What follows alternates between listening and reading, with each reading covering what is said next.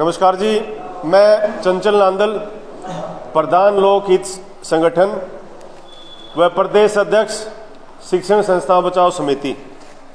मेरे साथ है विजेंद्र सिंह जी, मनदीप कौर न्याय संघर्ष समिति, प्रदीप हुड्डा जी हैं, SKM से है, मास्टर देवराज नांदल है, पेंशनर समाज के हरियाणा के प्रदेश अध्यक्ष हैं, जो आपके यहाँ कल परसों आंदोलन भी हुआ था। विक्रम डुमोलिया जी AMVA के छात्र संगठन के अध्यक्ष हैं पूरे हरियाणा के। सुशीला खासा जी, ये सापला धरना से, जो अग्निवीरों का सापला धरना चल रहा है। मेरे साथ हैं, पीछे बैठे हैं बलवान सिंह जी, पानीपत से हैं, भारतीय किसान यूनियन से हैं। रणबीर ओल्याण जी छोटूराम स्मारक पे जो धरना चल रहा है वहाँ से है। राज सिंह गणगस जी हैं, जाटू खाप 84 के प्रतिनिधि हैं। रामपाल देसवाल जी BKU से हैं। रामफल बड़सरा जी हैं, किसान यूनियन से हैं। होशियार सिंह जटाई भिवानी से हैं, जाट आरक्षण संघर्ष समिति से। आज इस आदमपुर की व गुरु जम्बेश्वर जी की पावन धरती पे हम आदमपुर चुनाव को लेकर कुछ बातें रखना चाहते हैं आपके बीच। देखिए, आपके यहाँ चुनाव शुरू है तो आप सबको पता है, लेकिन क्या बातें उठ रही हैं कि भाई एक कैंडिडेट तो लंदन से आया हुआ है और वो इंस्टाग्राम पे पता नहीं किस किस को फॉलो कर रहा है। दूसरी बात उठ रही है कि भाई एक कैंडिडेट बाहर से है, एक आम है लेकिन बहुत खास है, और एक को 40 साल से टिकट नहीं मिली तो वो अपने जो है पार्टी छोड़ के दूसरी पार्टी में चला गया। क्या ये मुद्दे हैं?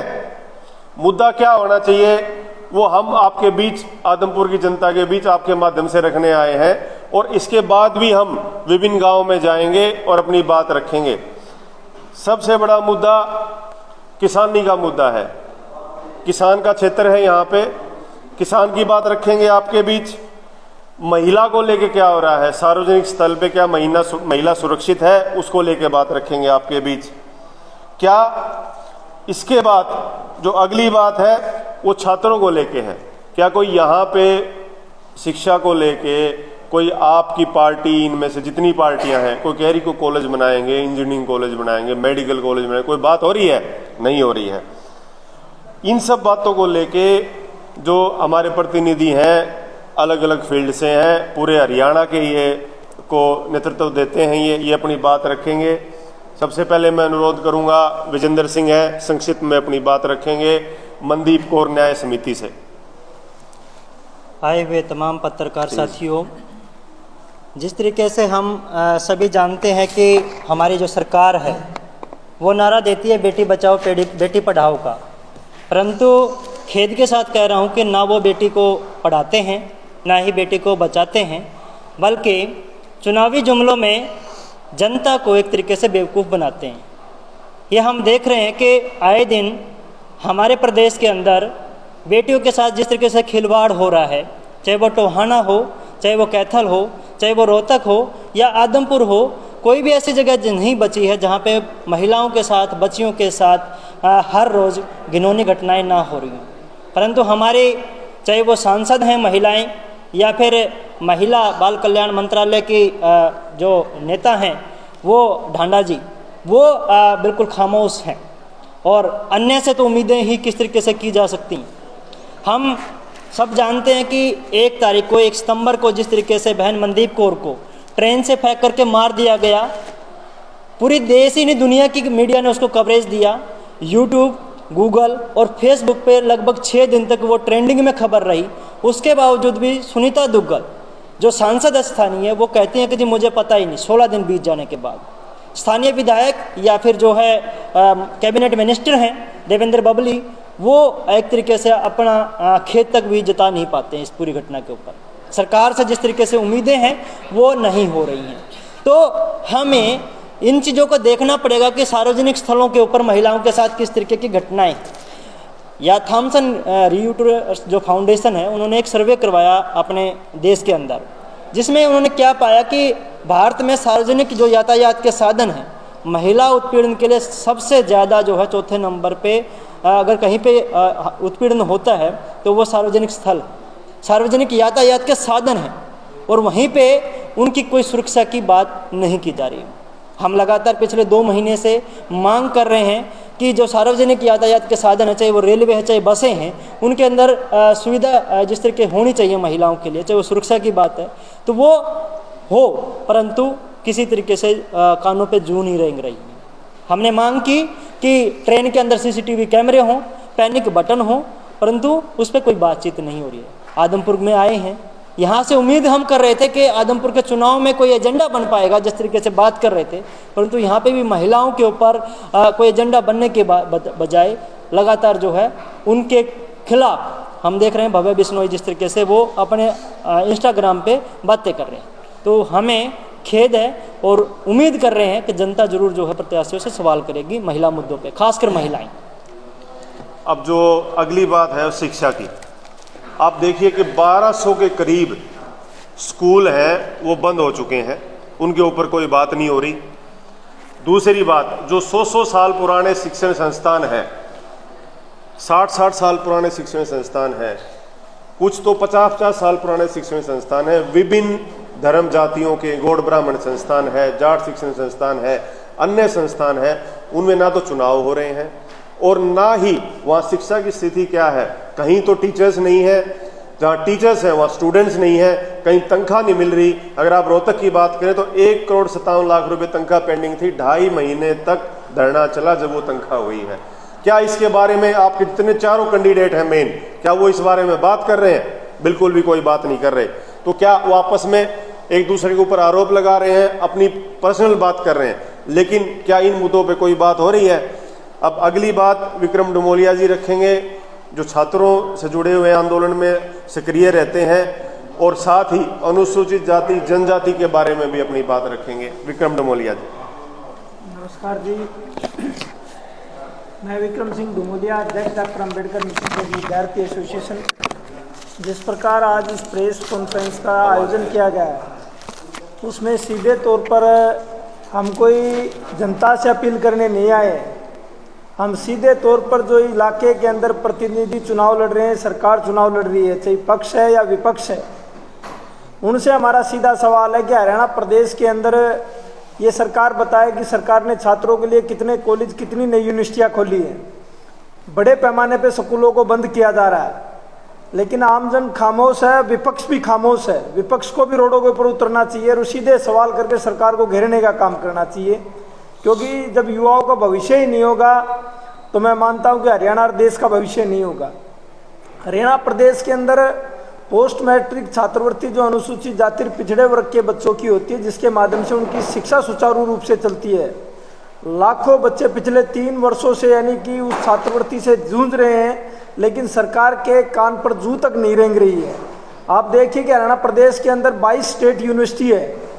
22 स्टेट यूनिवर्सिटियों में मुख्यमंत्री की अपनी जाति के लोग तो 14-15 कुलपति, वाइस चांसलर, रजिस्ट्रार और परीक्षा नियंत्रक के पदों पर बैठे हैं, लेकिन अनुसूचित जाति वर्ग का प्रदेश के अंदर 22% प्रतिनिधित्व होने के बाद भी एक भी वाइस चांसलर इस सरकार ने नियुक्त नहीं किया है, जिससे उसकी जातिवादी मानसिकता और सबको साथ चलकर लेकर चलने वाली जो नीति है उसकी पोल खोलने का काम पड़ता है। एक बड़े वर्ग का जो प्रतिनिधित्व है उसको जीरो घोषित करने का यानी कि काम है।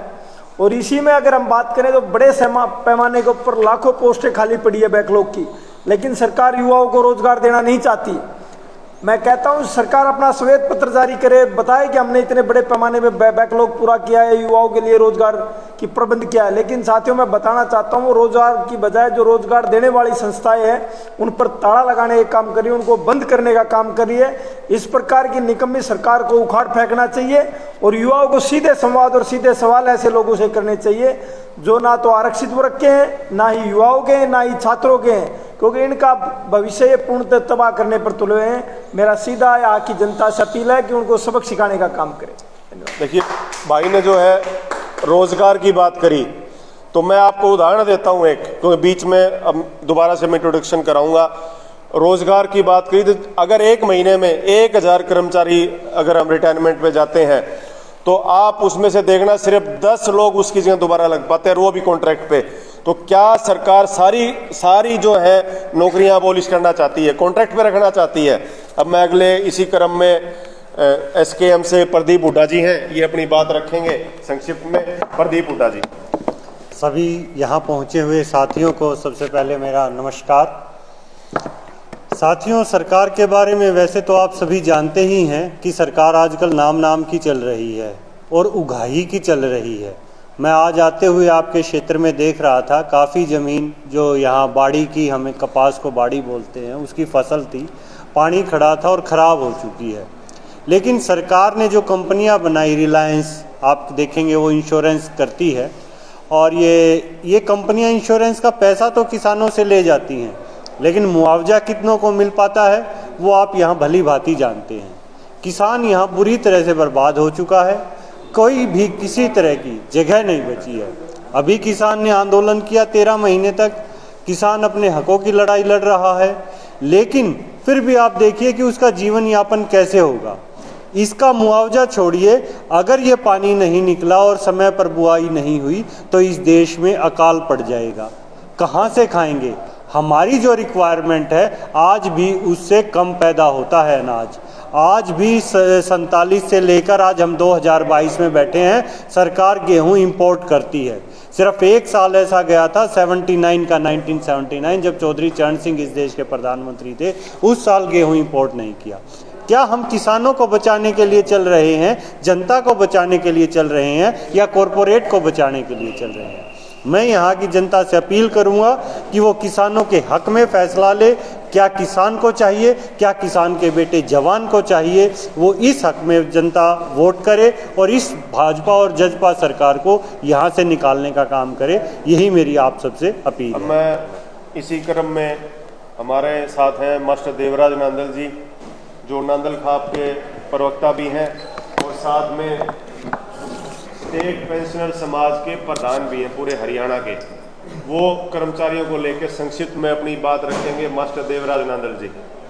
बहुत मान और सम्मान के योग्य आदमपुर के पत्रकार भाइयों और बहनों और मेरे साथ आए हुए सभी प्रतिनिधिगण, हम सब जानते हैं हमारी सरकार विशेष करके ये रोज़ाना घोषणा करती है कि सबका साथ सबका विकास, लेकिन मैं ये खुलेआम कहता हूँ, आपने पत्रकारों और जनता ने पूछना चाहिए कि सबका साथ और सबका विकास आप करते हैं तो ये हरियाणा के हज़ारों कर्मचारी आदमपुर में प्रदर्शन करने क्यों आए, क्या कारण है? और जहाँ तक मैं बताऊँ अपनी बात, मैं हालांकि रिटायर कर्मचारी हूँ, पेंशन समाज का प्रधान हूँ। हम समर्थन करते हैं इन कर्मचारियों का। क्यों करते हैं? कि इनकी मांग जायज़ है। इन्होंने चुनाव में वादा किया कि पुरानी पेंशन बहाल करेंगे, OPS लागू करेंगे, लेकिन 8 साल हो गए, कोई वायदा पूरा नहीं किया, OPS बहाल नहीं करी। और हमारी मांग है कि OPS बहाल होनी चाहिए और बहाल के साथ वृद्धि भी होनी चाहिए पेंशन में। क्यों होनी चाहिए? कि 80, 90 और 100 साल की एज में ये पेंशन सरकार बढ़ाती है, वर्तमान सरकार।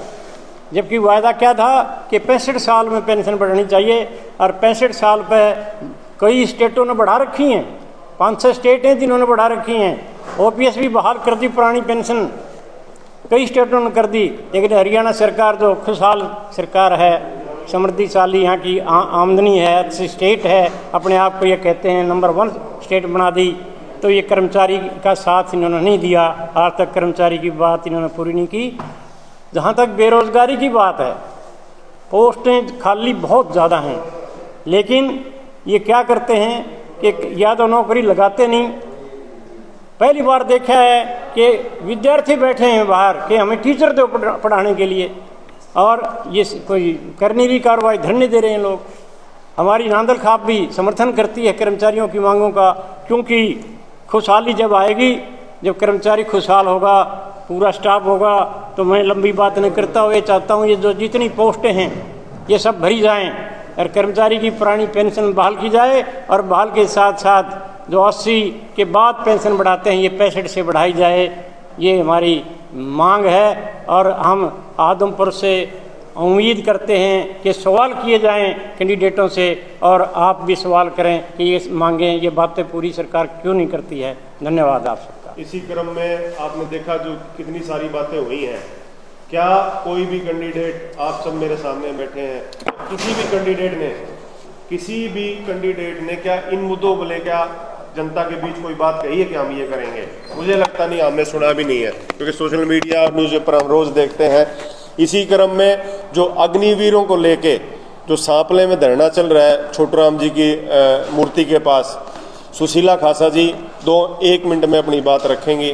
सुशीला खासा सांपला से आई हैं स्पेशली इसी बात को लेके, थोड़ा आवाज। मेरा नाम सुशीला खासा है और अग्निपथ विरोधी संयुक्त युवा मोर्चा की तरफ से हम यहाँ पर आए हैं और खासकर ये बात बताने आए हैं कि ये सरकार युवाओं का भविष्य खराब करने वाली है। जो अग्निपथ योजना लेके आई है, हम इसका वहाँ लगातार पिछले लगभग 4.25 महीने से धरने पर बैठे हैं, विरोध में बैठे हैं, लेकिन सरकार के कान पर कोई जू नहीं रेंग रही है। और हम आदमपुर हलके के युवाओं से ये अपील करने आए हैं कि इस योजना के खिलाफ ज़्यादा से ज़्यादा संख्या में विरोध दर्ज कराएं और इसका विरोध करें और इस योजना को वापस करवाने के लिए अपने कदम आगे बढ़ाएं। मैं भी सारी प्रेस वार्ता को कंक्लूड करूंगा और अंत में आपके माध्यम से भी, और हम जहां जाएंगे वहां भी एक अनुरोध करेंगे सारी आदमपुर की जनता से कि भाई दो चीज़ों से परहेज करना। एक तो अभी कुछ दिन के बाद जैसे ही चुनाव की तारीख नज़दीक आएगी, पैसे बंटने शुरू हो जाएंगे। हमें जो जानकारी मिली है सूत्रों से, पैसे बंटने शुरू हो जाएंगे। भाई पैसे किसी के ना लें, क्योंकि अगर आपने पैसे लेके वोट दे दिया तो आपने अपने हाथ कटवा दिए, आपने अपने हाथ। दूसरा नशा, क्योंकि गीला नशा तो चल ही रहा था, साथ में पूरे हरियाणा में सूखे नशे की भी एंट्री हो गई है और ये सब तरह का नशा इस पूरे चुनाव में बंटने जा रहा है और बंटने लग रहा है। तो मेरा अनुरोध है आपके माध्यम से सारी आदमपुर की जनता से कि भाई वो किसी प्रकार के किसी से ही पैसे ना लें और अपने विवेक से वोट करें और इन मुद्दों के बारे में लोगों से बात करें, कैंडिडेट से बात करें जो आए आपके पास वोट मांगने, कि भाई आप इन सब मुद्दों पे, युवाओं के मुद्दों पे, शिक्षा के मुद्दों पे, किसान के मुद्दों पे, बेरोजगारी पे, इन पे आपकी क्या राय है, इन पे क्या बोल रहे हो? क्या किसान के खेत में पानी पहुंच रहा है? बीज, खेत में बीज, पानी, ट्यूबवेल, बिजली पहुंच रही है कि नहीं पहुंच रही? तो आपसे अनुरोध है कि हमारी इस बात को आप जनता तक लेके जाएं। धन्यवाद, नमस्कार।